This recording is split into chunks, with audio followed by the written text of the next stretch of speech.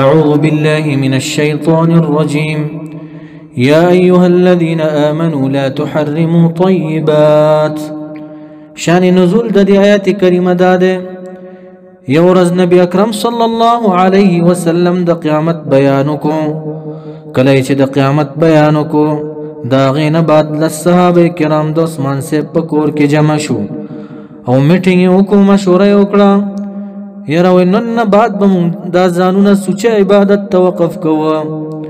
دا غوخي به نخرو، دای په ځان باندې حرام کا، غوړي به نخرو. حتی کې د بیبیانو نه هم قسم وخوړلو، وی بیبیانو ته هم نه نږدې کېږو ځکه چې وی دا شیزونه خواهشات زیاتې، دا شیزونه نور کارونو کې سړی اخته کوي، دین قسم وخوړلو. کله چې نبی اکرم صلی الله علیه وسلم خبر شو، نبی اکرم صلی الله علیه وسلم را غونډ کړل، خطاب یې وکړو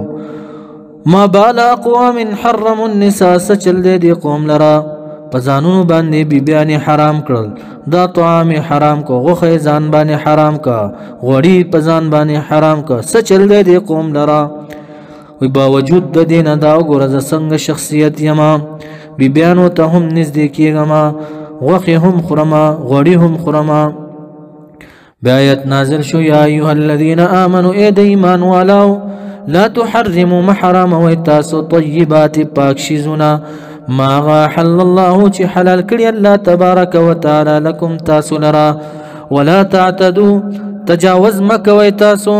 یعنی ولا تجاوزوا الحلال الى الحرام، تجاوز مکوي د حلال نه حرام ته، پاک شیزونه ځان باندې محرم ویا. إن الله يقينا الله تبارك وتعالى لا يحب محبت نكيا المعتدين حد نتجاوز كونكو سرا. وكلوا خوراك کوي مما دا غسنا رزقكم الله چې روزي درکړی تاسو الله تبارک وتعالى، رزقكم الله چې روزي درکړی تاسو لره الله تبارک وتعالى حلالا حلال طيبا پاکا دین خوراک کوي. واتقوا الله ويرګي د الله تبارک وتعالى نا حلال شیزونه پزان باندې محرم ويا الذي غال انتم چې تاسو به پاغي باندې مؤمنون ایمان وروړون کې. بعضی صحابه کرام وی قربان زمون د قسمونو بس کیږي چې دا مون قسمونه خوړلې دي، د قسم د خلاصې لار راځي کفاره ده. لا يؤاخذكم الله ننسيتا سنر الله تبارك وتعالى باللغو پلغو سرا في ايمانكم فقسمون استاسو باندې. قسم پدری قسم ده، اول یمین ویلکی قسم ته یمین لغو، یمین منعقد، یمین غموس. یمین لغو امام شافعی رحمه الله یا اغا قسم ته ویلکی د خلق چې قسمونه خوري والله چې د خبرې په سر او لاندې قسم خوري، پدې کې مؤاخذه نشته، کفاره نشته، نیول نشته پدې کې. دویم چې د یمین منعقد، یمین منعقد هغه ته ویلکی چې په ماسیاتی باندې قسم خوري، یعنی داسې ته قسم خوري چې یار فلان کی کور ته بزلال نشما، دا یمین منعقد دی، کلاړې نو بیا به کفاره ورکې که حانث شي. دریم نمبر یمین غموس. یمین غموس هغه قسم دی چې ماضی باندې د قسم وخوړو، لکه فلان کی دا کور قسم دی وکړو دا کور په 2 لک باندې اغستې دی، خدر ته پته وا چې په 1 لک اغستې دی، تا قسم وخوړلو په 2 لک اغستې دی، دیتا یمین غموس ویلے کیږي. عند الجمهور پدې کې هم کفاره شته، او امام ابو حنیفه رحم الله وی چې پدې کې کفاره نشته، په جهنم کې غوپه ده. او کفاره څه شی ده؟ 10 مسکینان ته روټه ورکوله سحر او ماخام درمیانه روټه، او یو مسکین ته هم ورکولې شي 20 ټیم روټه. کدا نوینو یو غلام دی آزاد کې یا 10 مسکینانو ته جامع ورکولا، یا یو غلام آزاد ولا، او کداش 3 شوزنه نشي کولای نو 3 روزي دي. فصيام 3 ایام متتابعات ابن مسعود سے وی پر لپسی بروجی نشي. دا قرات دا عبد الله ابن مسعود سے یا به عین قران وی، که قران نوی نو د قران تفسیر به نبی اکرم صلی الله علیه وسلم بکړی وی. نو عمل په پکار دی پر لپسې روزي منځ کې به وقفه نه کوي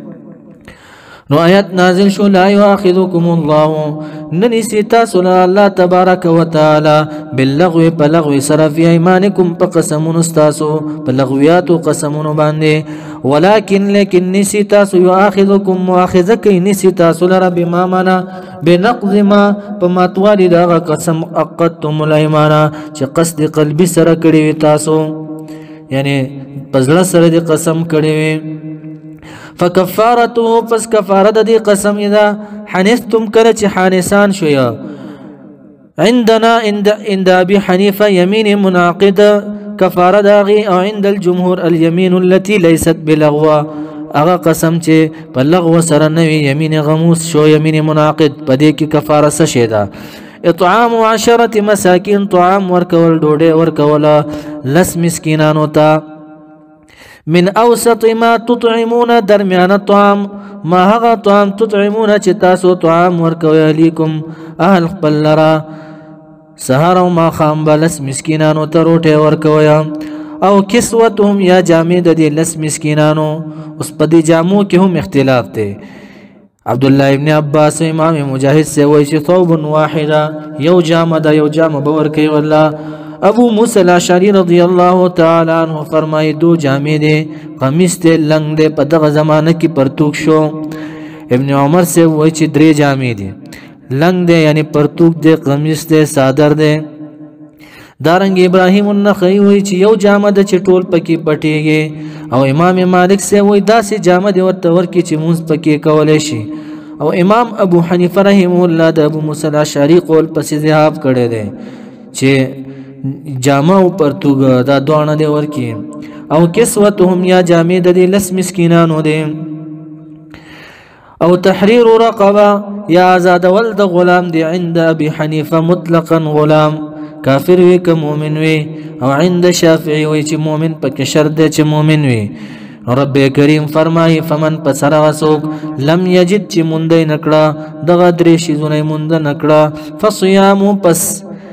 فعليه پس لازم دی پدی باندې فصيام روزین والثلاثه ایام درې ورځې ذالک دا سچی بیان شو کفاره ایمانکم دا کفاره د قسمون استاسو دا کفاره د قسمون استاسو دا اذا حلفتم کله چې قسمون او خړل تاسو ثم حنثتم بحانسان شي تاسو حنس راغه و الله تبارک وتعالى واحفظوا ايمانكم حفاظتك د قسمون خپلو یعنی نقصان نه اول خو قسمونه مخریا چې د خبرې په سر او لاندې قسم خوري د خلینم خانګل ټوپه جوړ کړی وي او کبا قسم مو خړلو واحفظوا ايمانكم وساتئ تاسو قسمونه خپل لره د نقصان نه ځان محنث کوي یا که قسم مو خړلو د حلال نه بیا د قسم کفاره ورکیا بیا مات کوي یا دویم معنا دا واحفظوا ايمانكم یعنی ځانو ساتئ د قسمونو نه لا تحلفوا قسمونه مخري اول راجح دی چې واحفظوا ايمانكم او ساتئ قسمونه خپل لرا اول خو قسم مخري که قسم مخرو او خړلو بیا د نقصان نه ځانو ساتئ هغه قسم چې د حلال شیزونو قسم خړلې بیا تاسو هغه ماتولې شي کفاره به ورکوي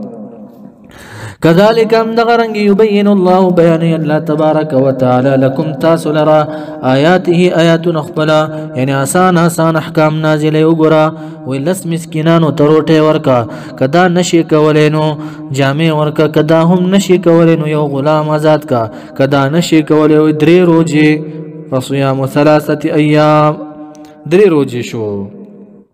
نو يبين الله بيان الله تبارك وتعالى لكم تاسو لرا آياته آياتنا اخبل ولي لعلكم دي لپاره چې تاسو تشکرون شکر ادا کوي د اله العالمین يا ايها الذين امنوا اذا ایمان ولو انما الخمر يقينا دا شراب چې يعني اسکل د شراب والميسر او دا جواری چې دا والانصاب معنا عباده الانصاب عبادت تبوتانو والأنصاب من عبادة الأنصاب عبادة تبوتانو التي نصبت حول الكعبة للتعظيم اغا نصب کړي شي او درول شي غیر چا پیر د کعبه د عبادت او تعظیم د پاره والازلام معنا وان تستقسموا بالازلام دا چې طلب د قسمت د خیر او شر معلومول په غشو باندې ازلام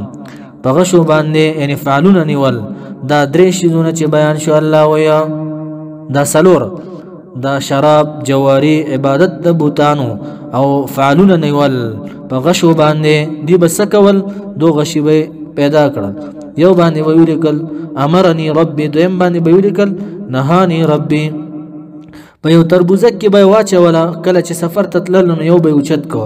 کدا راغی چې امرني ربي دی ویل چې الله مونږ ته امر کړی دی په دې سفر باندې دا غلط فعلونه به نیول او کراغه نهاني ربي وي مونږ منع کړی شی دغه سفر نه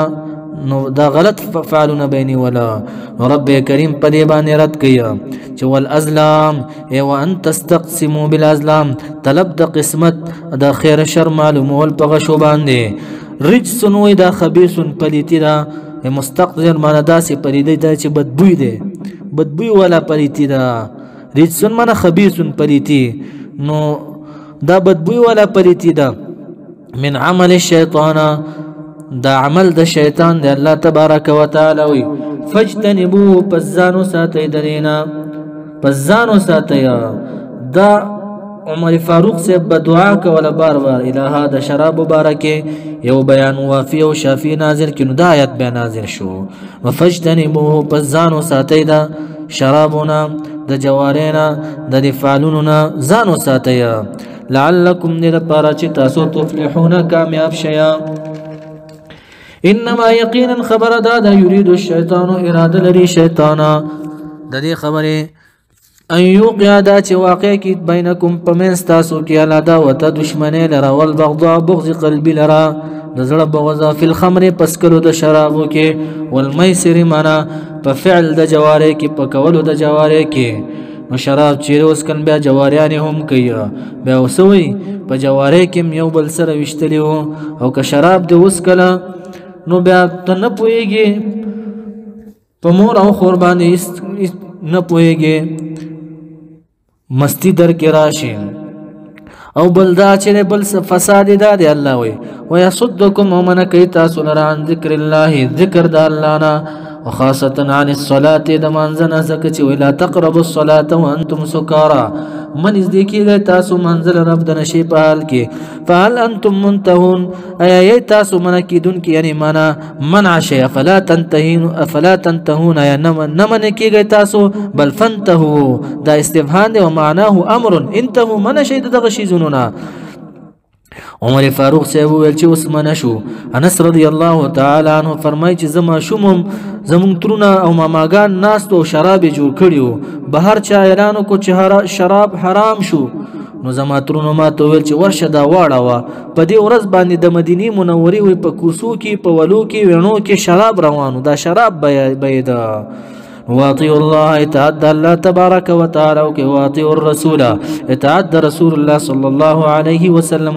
واحذروه من شهد دي شيزوننا نشي شيزوننا چرس شو بنگ شو شراب شو دا حرام شيزونه وغيرها فإن توليتم پس کچره تاسو اراده کو مخواړه ول تاسو د اطاعت الله او د رسولنا فعلموا پوش انما یقینا خبر دادا على رسولنا پر رسول زمون باندې البلاغ رسول تبلیغ دی المبین خکارا اوس بعض صحابه کرام را قربان وي زمون سمرګری او د حرمت نه مخ کې ور شوی دی وفات شوی دی چې لا شراب او جواری حرام شوی نه د غیب سوي آیت نازل شو لیس نشتری علی الذین پاکسانو باندې امنو چې ایمان راوړی دی وعملوا الصالحات یو نیک عملونه کړی دی په توحید کې فرایض جناح گناه نشته فيما پاغسکه طعموا منا شربوا چسکری د شرابنا یا خوراکي کړي وي د جوارینا نشته گناه اذا پاغه وخت کې متقوا چې ځانې ساتلې وي د کفر او د شرک نه